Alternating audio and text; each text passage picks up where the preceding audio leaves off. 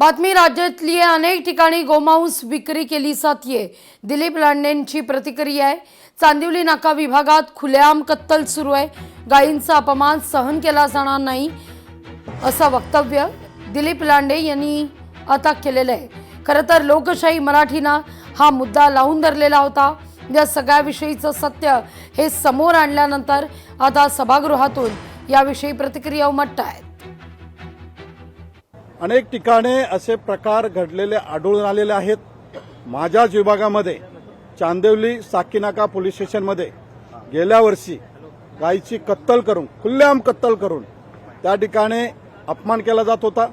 आमच्या गाई मातेचा अपमान हा आम्ही सहन करणार नाहीये आणि म्हणून यावरती शासनाने, गृहमंत्र्याने आणि पोलीस प्रशासनाने कडक कारवाई करून अशा लोकांवरती बंधन आणणं गरजेचं आहे। लोकशाही मराठी ऐका, पहा, जागरूक रहा।